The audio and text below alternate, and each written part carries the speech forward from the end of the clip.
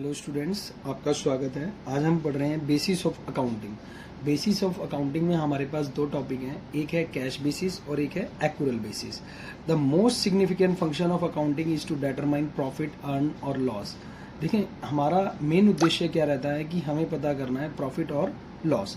Profit, earn और loss incurred by the business can be determine either by cash basis accounting और accrual basis of accounting. यानी दो तरीके से हम उसको निकाल सकते हैं, एक कैश बेसिस से और एक एक्यूरल बेसिस से।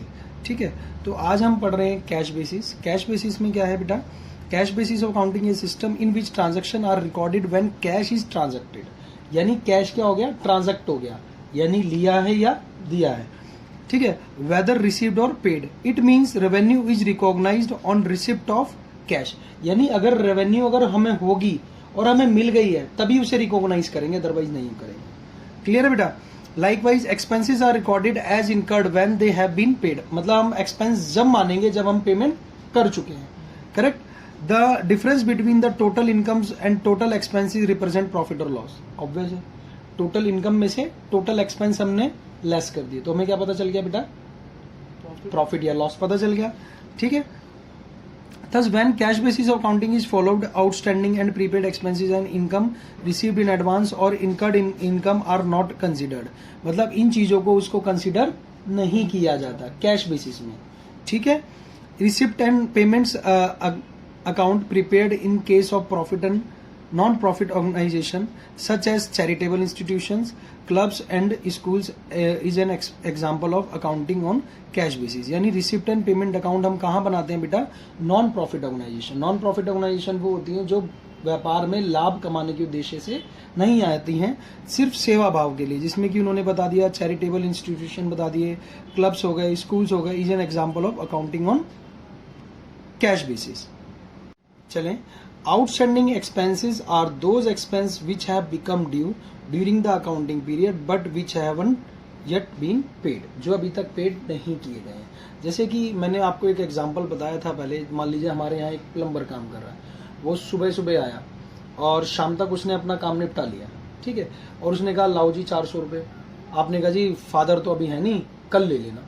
तो लेकिन वो आज के लिए क्या हो गया? आउटस्टैंडिंग, क्योंकि वो हमें क्या हो गया? हमारा काम करके चला गया, हमने उसको आज भुगतान देना था। ठीक है, लेकिन हमने उसको भुगतान आज नहीं दिया। हम कब देंगे? बाद में। तो वो क्या हो गया हमारे लिए? Outstanding. Clear? Prepaid expense are those expenses which have been paid in advance. जो हमने क्या कर दिया? एडवांस में पे कर दिया। प्लम्बर आया हमारे पास सुबह सुबह, पापा जी ने पैसे तय कर दिए कि आपको 400 रुपीज मिलेंगे। ठीक है, उसको तुरंत ही दे दिया, तो क्या हो गया? प्रीपेड। ठीक है, तो ये प्रीपेड हमारे लिए क्या है? एसेट। और आउटस्टैंडिंग क्या है हमारे लिए? लायबिलिटी, जो हमने पे कर लिया। अब accrued income is an income which have been earn during the accounting period but hasn't yet become due and therefore hasn't been received. इसका मतलब समझ रहे हैं आप? देखें, इसको अगर हम ध्यान से समझें कि जैसे मान लीजिए हमने कोई, हमारे पास घर है और उसको हमने रेंट पे दे रखा फ्लोर, फर्स्ट फ्लोर, तो उसका जो रेंट है वो 10,000 आता है। वो कब आता है? 1 तारीख को। ठीक है, अब 1 तारीख तक हम उससे एक्सिस में नहीं पहुंचे, मतलब टेनेंट के पास, तो ड्यू तो हो गया है लेकिन अभी रिसीव हुआ नहीं। हमने उनको फोन किया कि लाओ जी पेमेंट दे दो, उसने हमें नहीं दिया, तो वो 5 तारीख को देगा उसने कहा। लेकिन क्या हो गई? इनकम तो हो गई है लेकिन अभी रिसीव नहीं हुई है, तो क्या कहेंगे उनको? Accrued income. क्या कहेंगे बेटा? Accrued income. Income received in advance is an income which have been received before it has been earn. मतलब होने से पहले ही मकान मालिक ने हमें, सॉरी किराएदार ने हमने 1 साल का किराया दे दिया हमें सीधा। क्या रहा वो? अभी 1 साल नहीं आया और तुरंत हमें एक चेक दे दिया लाख रुपए का, लो जी संभालो। तो क्या है ये? Income received in advance. अब हमारी लायबिलिटी बन गई। ठीक है, वो अपना समय पूरा करेगा फिर जा सकता है। And goods to be sold और service to be rendered in future. ये उसका एक एग्जाम्पल बताया हमने। अब हम पढ़ रहे हैं advantages of cash basis of accounting are, it is simple basis of accounting as adjustment for outstanding expense, prepaid expense, accrued income and income received in advance is not made. यानी cash basis of accounting के अंदर हमें कोई भी adjustment करने की आवश्यकता नहीं है, क्योंकि हम क्या कर रहे हैं? Cash basis. तो कैश बेसिस में सिर्फ कैश से रिलेटेड ट्रांजैक्शन, और कब, जब वो हो गई है। अगर हमने किसी को पेमेंट दे दी है तब लिखेंगे, और पेमेंट किसी से रिसीव हो गई है तब लिखेंगे, अदरवाइज कोई जरूरत नहीं है आउटस्टैंडिंग, अक्रूड, प्रीपेड या एडवांस लिखेंगे। This approach is more objective as very few estimates and judgment are required. This basis of accounting is suitable for those enterprises where most of the transaction are on cash basis. मतलब उनके लिए suitable है जो cash basis में, मतलब जिनकी transaction generally किस में होती है, कैश में चलती है। करेक्ट। फिर नेक्स्ट और चलते हैं हम लोग। अब इसकी डिसएडवांटेजेस बता रहा है। Disadvantages of accounting are, it doesn't give a true and fair view of profit and loss of the financial position of an enterprise because it ignores outstanding prepaid expense and accrued income and income received in advance। बिल्कुल सही कह रहा है कि इस basis of accounting के अंदर जो हमारी फाइनेंशियल पोजीशन है वो बिल्कुल सत्य पे आधारित नहीं है, यानी उसका जो हम अगर प्रॉफिट माने तो हम कह सकते हैं कि गलत हो सकता है। क्यों? क्योंकि उसके अंदर ना तो हमने आउटस्टैंडिंग को लिया है, मान लीजिए किसी के हमने 2 लाख रुपए की लायबिलिटी है, वो तो लिखी ही नहीं गई जो आउटस्टैंडिंग है। ठीक है, तो क्या हो गया, प्रॉफिट पे असर पड़ेगा, ऑब्वियस पड़ेगा कि नहीं, 2 लाख रुपए का प्रॉफिट हमारा ज्यादा आएगा। ठीक है। It doesn't allow follow the matching principle of accounting, ये matching principle of accounting follow नहीं करते हैं। This system doesn't distinguish between capital and revenue items, मतलब इसके अंदर देखो 2 तरीके की होती हैं, कैपिटल और रेवेन्यू, उसके बीच में कोई डिफरेंशिएट नहीं करते हैं। As a result there is no consistency in profit of the 2 year. इसकी वजह से प्रॉफिट के उसमें कंसिस्टेंसी नहीं रहती है। क्लियर। अब पढ़ेंगे accrual basis of accounting. Transaction is recorded in the books of accounts when entered whether cash is received और पेड और नॉट। इसमें क्या होगा बेटा, चाहे हमने ट्रांजैक्शन रिकॉर्ड होगी कब, चाहे वो हमने पेड की है या नहीं की है। Clear. Under accrual basis of accounting unlike under cash basis of accounting, income is recorded as income when it earn और accrued.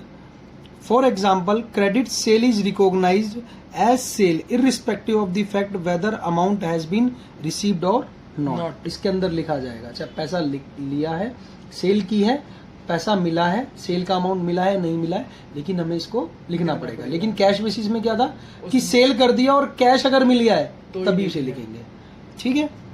Similarly, if an expenses has been incurred but payment hasn't been made, it will be recorded as an expense. For example, rent for the month of March 2021 hasn't been paid. It will still be recorded as an expense because it had become due. क्योंकि देखो मैंने क्या बताया, इसके अंदर outstanding भी लिखेंगे, लेकिन उसके अंदर आउटस्टैंडिंग लिखने की जरूरत है ही नहीं, वहां तो उन्होंने चांस ही नहीं दिया। आउटस्टैंडिंग हटा दिया, प्रीपेड हटा दिया, एक्रूड हटा दिया, इनकम रिसीव्ड इन एडवांस हटा दिया, लेकिन इसमें चारों चीजों को हमने इंक्लूड लेके चलना पड़ेगा। क्या है वो? Accrual basis.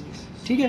Accrual basis of accounting is based on the concept of realization and expiration and follows 2 basic accounting principle, that is revenue recognization principle and matching principle. देखो मैचिंग प्रिंसिपल वहां follow नहीं किया जा रहा था।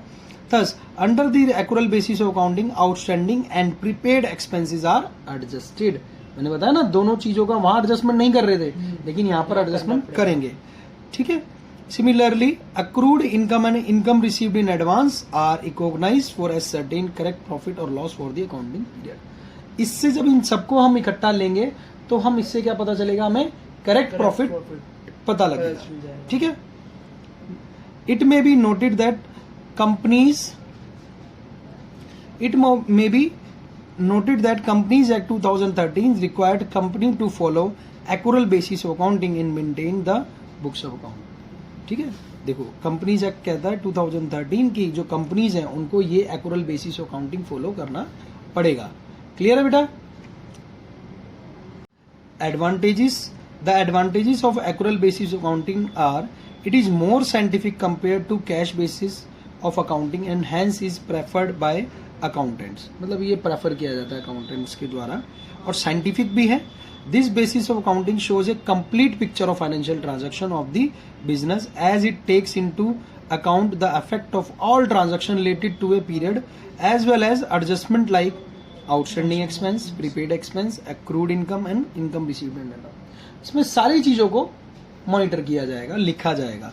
लेकिन उसमें क्या था बेटा, उसमें कैश बेसिस में नहीं लिखा गया, उसमें नहीं, उसको मैं फॉलो नहीं कर रहे थे, उसमें सिर्फ कैश से रिलेटेड ट्रांजेक्शन ही फॉलो की जा रही थी। वो भी जब लिखी जाए, जब हो वो इनकर्ड हो जाए। हाँ, this basis disclose correct profit बता रहा है, कह रहा है जी करेक्ट प्रॉफिट मिले और लॉस मिलेगा particular period and also exhibits true financial position of the business on a particular day.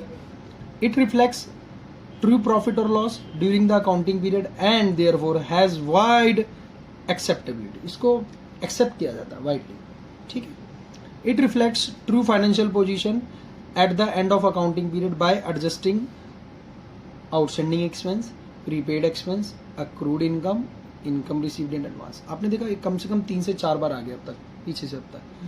किस वजह से? देखो सिर्फ कैश बेसिस में इसको फॉलो नहीं किया जा रहा है, बाकी सब कुछ है तो बाकी सेम है, ठीक है ना।